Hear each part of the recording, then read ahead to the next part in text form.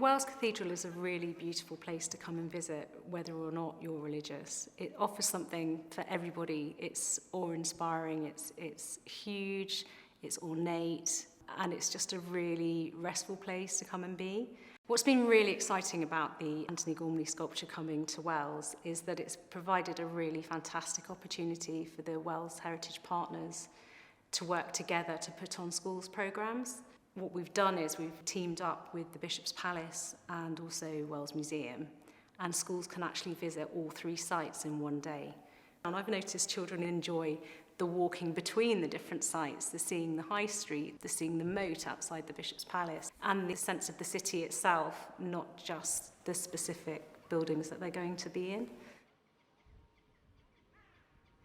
We thought very long and hard about our offering. We wanted to make something to do with the people who built the cathedral, the stonemasons, the artists, the way that this all took place. So we are offering 3 different sorts of workshops. The first workshop is to draw the cathedral, because in that respect then they can see the story that's contained especially in the west front. Another workshop that we hold is looking at the tools that the masons had, and they can actually have a go at trying to chisel a piece of rock. The third workshop we hold is a particular statue that we have inside the museum. It's called Statue 151. It's a full-sized plaster cast copy.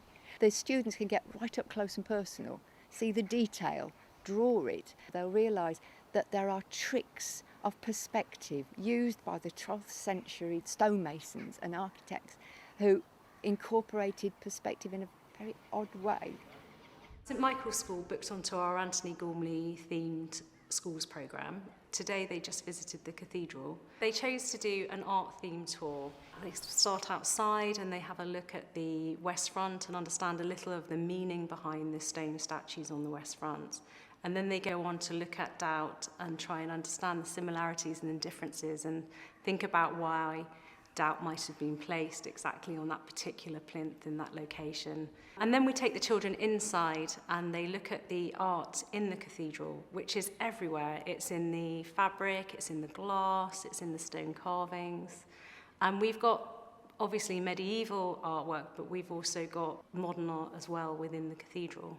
Once the children have had an opportunity to look at the art and look at Doubt, then they have a time to just express themselves through their own artwork. And they went off in small groups around the cathedral and back out to the west front to sketch Doubt and sketch the statues in the west front.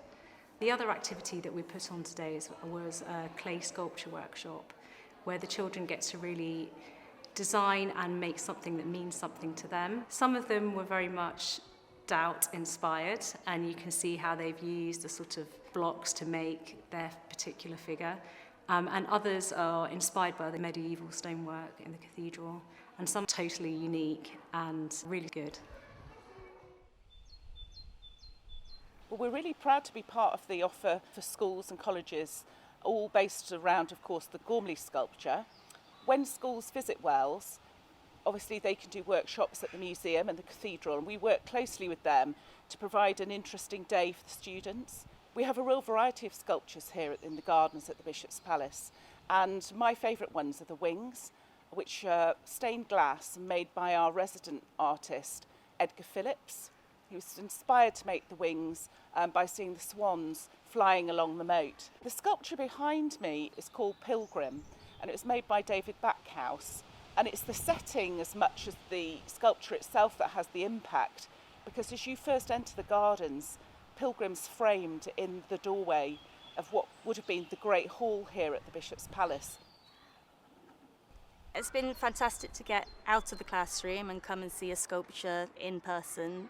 It's just been more relaxed and children can share their opinions, which is great for their self-esteem and for them to be listened to about their opinions of the work and how it makes them feel. It's not like how you would normally see a human. It's more Pixar. Yeah. Like you made a human sculpture out of random shapes. It is different from others, and like most people like it, and that means it's good to be different.